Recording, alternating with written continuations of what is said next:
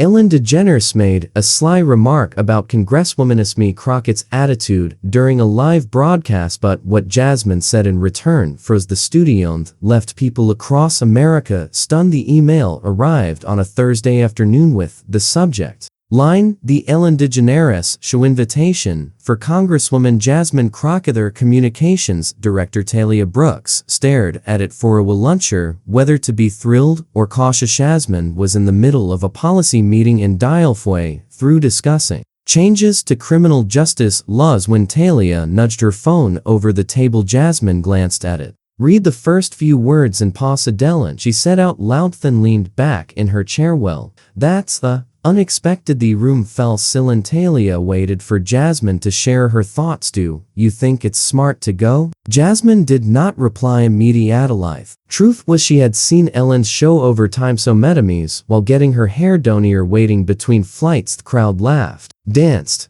creed. It was not a political space, but it was high visibility, a national audience in prime time, millions of people who never tuned in to C-SPAN or Sunday talk shows. It could be riskier, it could become the chance that changed how people viewed her. Talia spoke again in a low voice. "We do not control the edits, you realize that, right?" "I know," Jasmine answered, "but I also know who I am." They scheduled the appearance the week before taping. Her team worked on talking points, looked into old episodes, and even studied how other political guests had handled being in that seat. Ellen was known for easygoing questions, but sometimes slipped in sharp, honest disguised as jokes. Jasmine made a mental note to not laugh, just to avoid tension. She had watched too many black women stay silent and smile through things. They should have challenged. The flight to Los Angeles felt longer than usual. Jasmine sat by the window wearing headphones, but no music playing. In Lee thoughts, she was not afraid, only careful of how different the environment might feel. Her words,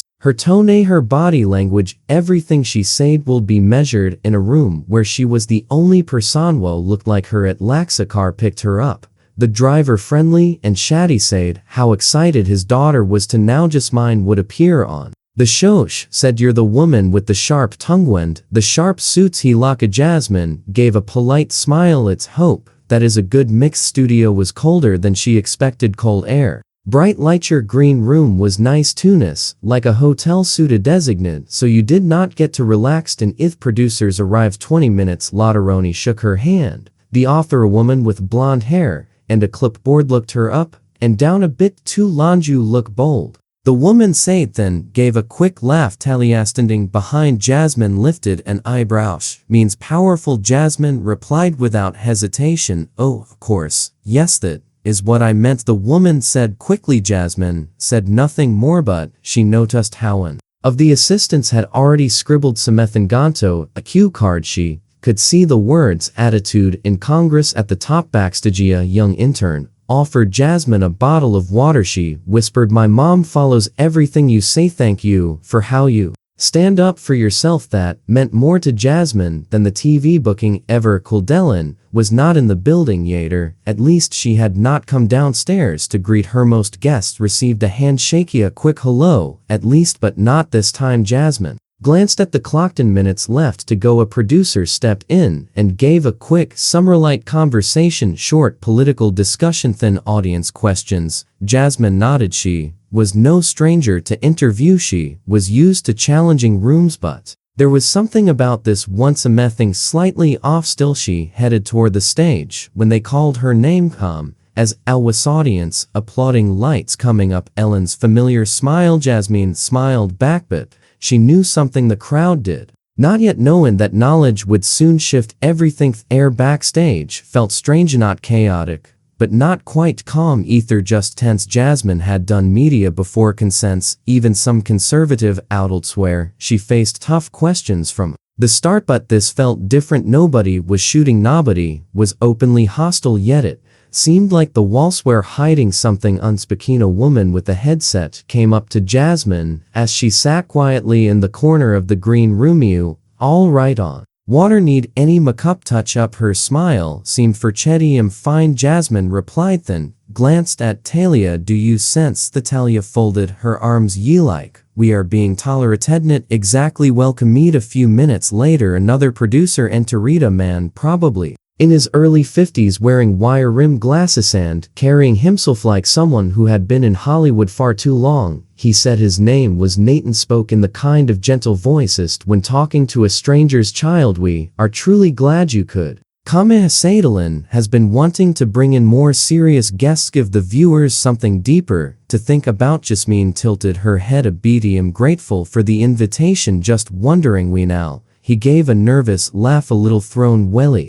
think people are starting to see you are more than just a viral moment. That was not a compliment, though he meant it as one. Jasmine gave a faint smile and stayed silent. Talia stepped forward. We just want to make Sarith segment shows Jasmine's real perspective. Edelia said the whole picture, not just short clips. Nate raised his hands. Of course, no trap question. Ellen respects what you do, but you know she likes to keep the mood light. Might tease a bit. Easing about who am Jasmine asked, holding his gaze. Oh no, Nate stumbled. Just general thing, style, passion, that sort of thing. She did not answer, but something in the room shifted. An invisible line had been drawn in minutes before showtime. Jasmine walked down the hallway toward the stage entrance. Photos of former guests covered the walls, actors, athletes, comedians, smiling, laughing, mostly white. She stopped in front of a picture of Michelle Obama. That segment had gone smoothly, but even the former First Lady had not avoided the occasional comment about her arms or how serious she could seem. You ready? Talia asked, catching up. I have been ready. Jasmine said they just do not expect it. Near the curtain, Ellen finally appeared. No handshake, no small talk, just a quick glance and a wee good aimed at the producer. The countdown started. 5, 4, 3 music. Jasmine stepped out and sat down, legs crossed, expression calm. Ellen welcomed her with that big signature smiling. The crowd cheered even louder. Congresswoman Jasmine Crockett, Ellen exclaimed, welcome. You look sharp today. Jasmine gave a soft laugh, more polite than entertaining. Look sharp every day. Congress does not provide makeup artist. Audience laughed. Ellen lifted her eyebrows.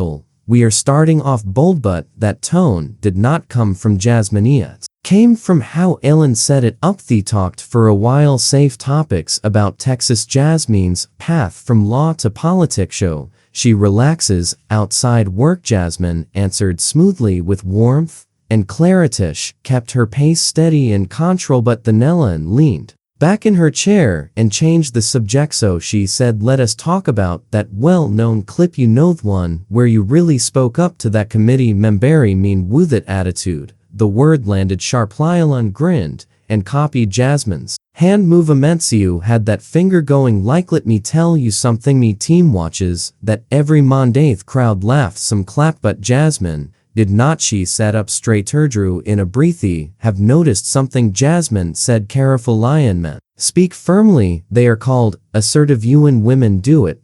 We are labeled emotional, and when black women do it, suddenly it becomes attitude. The room grew quiet. Blinked. Jasmine kept telkingus it passionate. Yes, because I'm standing up for people who have been overlooked. I expressive, of course, but calling it attitude is not playful. It is dismissive. Ellen opened her mouth but said nothing, and before she could bounce back, the mood in the room had already changed. There was a pause in the air, not the fun pause that follows a joke, but the one where people shift in their chair, censure if they should laugh, clap, or stay silent. Ellen let out a quick laugh, strained and thin. Well, did not mean it badly. You know, I admire strong women. Mean I married. Only a few in the audience gave uneasy laughs. Jasmine held her gaze steady. I'm sure you do, she replied, her voice calm but firm. Loving strong women does not mean you get to reduce their strength. The toe upon Ellen blinked again. This was not going as she had planned. The feeling in the studio changed. You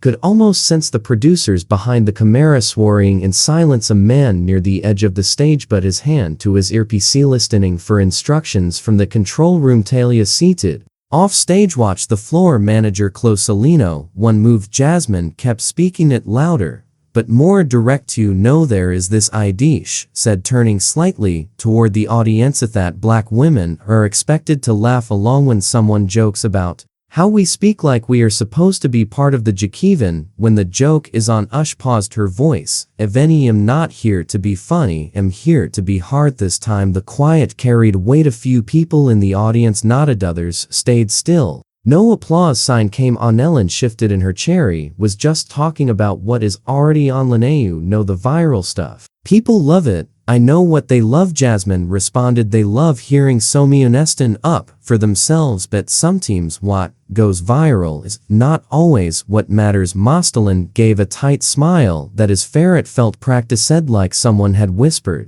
Move on into her ear, but Jasmine was not done. You invited me here to speak, said, folding her hands together, so I just talk not only about the moments people clipped for social media, but about why those moments happened. Had to speak that way. To be taken seriously in a room full of men who did not want to listen to me. Raised my voice this time. The crowd clapped, not wildly, just enough to break the silence. Sela nodded stiffly. Oh, you are saying you do not regret it? Do not regret being Jasmine said. I regret that I had to fight that hard just to be treated like an equal. Ellen leaned back in her chair. Well, she said, reaching for her mugu. Definitely got people's attention. Jasmine leaned forward, voice calm yet steady. But did I get their respect? That is what matters. For a few seconds neither one spoke, and then for the first time in the conversational small, not because she was being attacked, but because she realized she had underestimated her guest. Alia noticed it. The camera operator noticed it. So did the audience. At that moment was not planned, it was genuine, and you could feel it settling into every corner of the studio. Finally, Ellen tried to steer things in another direction. Right, let us change the topical.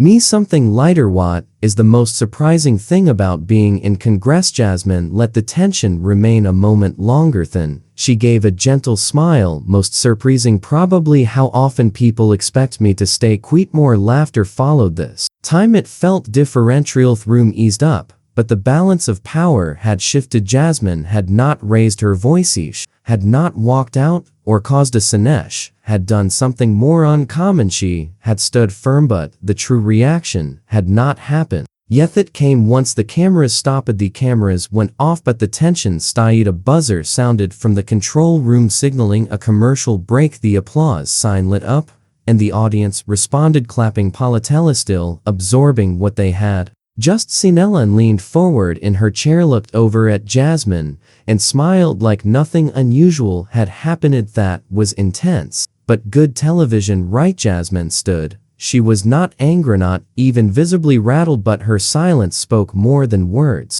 ever could. She walked off the stage, her heels echoing on the floor. Panel sand vanished behind the curtain before Ellen could finish her thought. Backstage, the atmosphere had shifted. An assistant handed Jasmine a bottle of water but avoided looking at her. Another whispered into a headset, watching her from across the room. Talia caught up with her outside the green room. You okay? She asked. Jasmine opened the water and took a sip. I am always okay. That is the part they do not see. Talia nodded. You said what needed to be said. You did not waver. I was not there to perform. Jasmine replied, and that is what they expected us. She sat down on the small leather couch. Her phone began buzzing in her bag. She pulled it out. 28 messages, a few from staff back in Decon, from her sister, and 2 from reporters she had not heard from. In months. Twitter was already exploding. Though we need to respond quickly to Thestalia asked, staring at her own phone lighting up. To know, Jasmine said, almost smiling. Let it sit for now. Meanwhile, in the hallway near the dressing room, Ellen was pacing.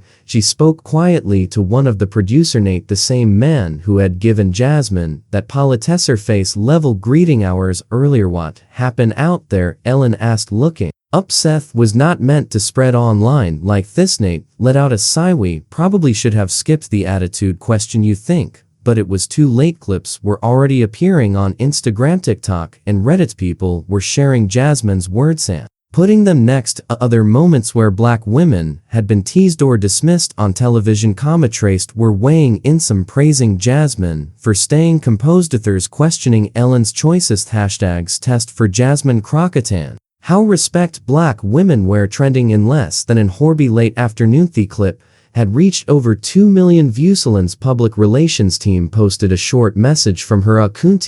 Have always believed in lifting up strong voices. Me discussion with Congresswoman Jasmine Crockett reminded me there is always more to learn. Thank you, Jasmine. Some people thought it sounded sincere. Most did not. Jasmine did not reply. She did not repost the video. did nodded comments or try to change the story. Simply let it stand. The piece aired on the evening news not as a scandal, but as a momented genuine momentone where a woman refused to let her identity be shrunk into a simple clipone where strength did not need to be loudly impossible to ignore. Later that night back at her hotel, Jasmine sat on the edge of the bed, phone in hand, watching a 15-second clip of the interview posted by a college student in Miss O'Ura. Congresswoman Crockett did not raise her voice.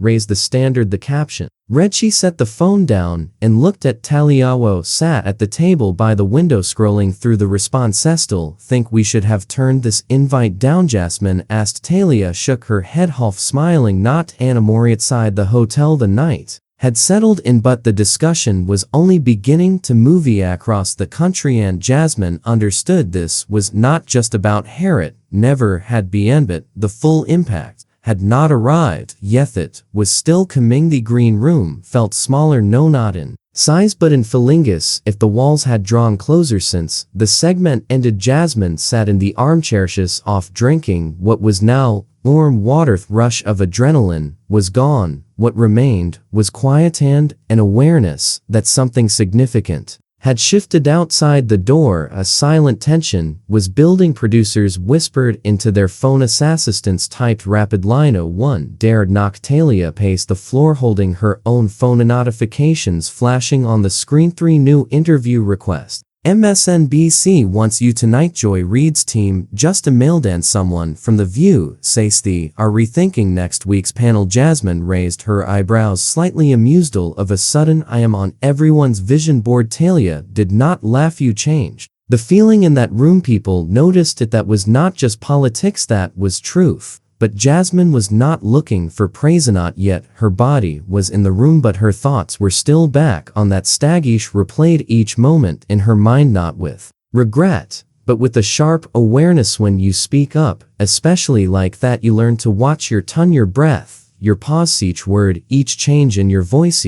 Looked down at her phone again. An unread message from her mother. You were right not to smile. I am proud of you. It meant more to her than the public reactions. Jasmine read it twice, then closed her eyes. Meanwhile, just down the hallway, Ellen was in her dressing room with her publicist and 2 senior producers. Door was shut. Their voice barely carried through the wall. She turned it on me, Ellen said, frustrated. Her publicist rubbed his temple. See, you called her passionate, not angry. But then you used the word attitude. You should have stopped before. Ellen leaned against the vanity, was trying to keep it light. You kept it dismissive. Yon of the producers murmured under their breath to quietly for her to hear. Ellen had not expected a collegiate live, not from a guest with such calm confidence. Zamin had not yelled. She had not walked out. Had done something tougher. She had stayed still, and in that stillness, she showed the imbalance in the room. Back in Jasmine's green room, the assistant producer finally knocked. Hesitant but polite. Congresswoman Ellen wanted to know if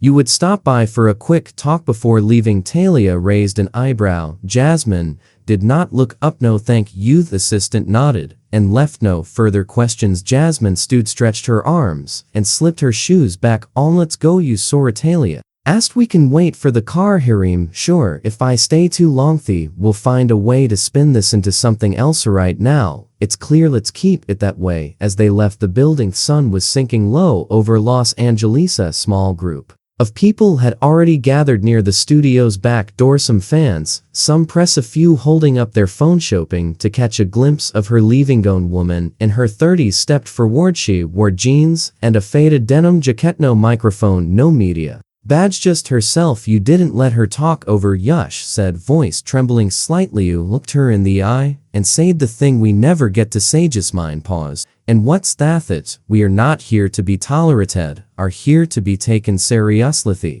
Stood quietly for a moment, then Jasmine nodded. Oncino cameras needed. Talia gently pulled her sleeve. Cars here. As the door closed behind them, Jasmine looked out window at the growing crowd on the sidewalks, stayed silent for a while, but when she finally spoke, it was brief. Let's get home. There is work waiting. But home was no longer quiet. Beckus, the rest of the country was wide awake. By the time Jasmine's flight landed in Dallas next morning, her face had already appeared on nearly Every major news site headlines differed in tone but carried the same main point. Congresswoman Jasmine Crockett calls out Ellen DeGeneres gruffly and publicly in the terminology. TSA agents glanced her way, then looked again. One of them leaned closer and said, "Ma'am, that thing you said about respect, that meant something." Jasmine smiled, thanked him, and kept moving. Her phone kept buzzing. Non-stop messages from strangers arrived. Teachers saying, "Lovers."